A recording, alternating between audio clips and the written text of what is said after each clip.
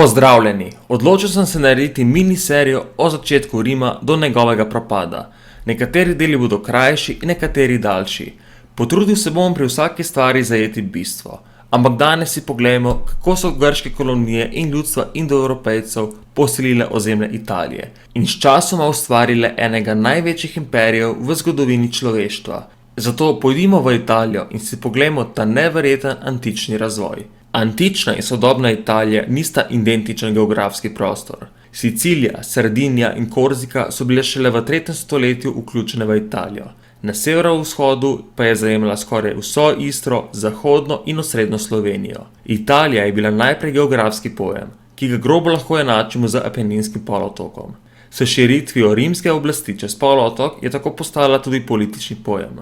Geografska podoba Apeninskega polotoka se je razlikovala od današnje. Zaradi širjenja morja se je del kopnega spremenil in več antičnih naselij je danes pod vodo.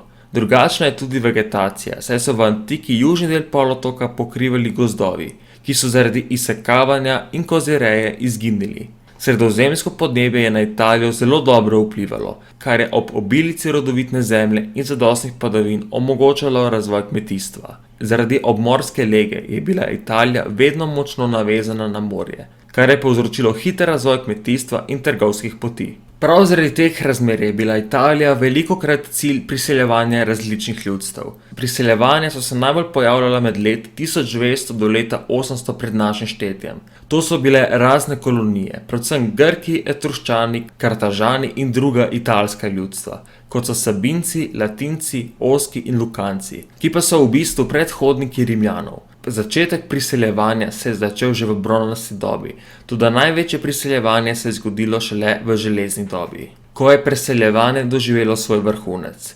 Tako je tudi nastala etična podoba Italije pred nastankom Rima. Grki so vladali južni Italiji in na Siciliji, ki so si jo delili s Kartežani, medtem ko so Etruščani gospodovali na ozemlju med rekama Arno in Tibero. Grki so ustanovili več mest, ki pa so bila središče kulturnega in gospodarskega razvoja, vendar pa so jih ves čas ogrožali Kartažani.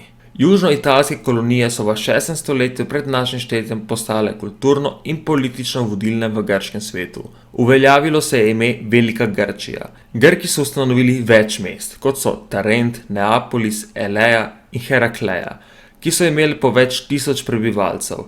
Kasneje so grške kolonije hotele imeti še več severnega ozemlja. Zato so se spopadali s Kartežani in Rimljani. Grška Sicilija se je obdržala veliko dlje, medtem ko je Velika Grčija začela propadati. Vzroki so bili predvsem vojne med kolonijami in razširjenost malarije.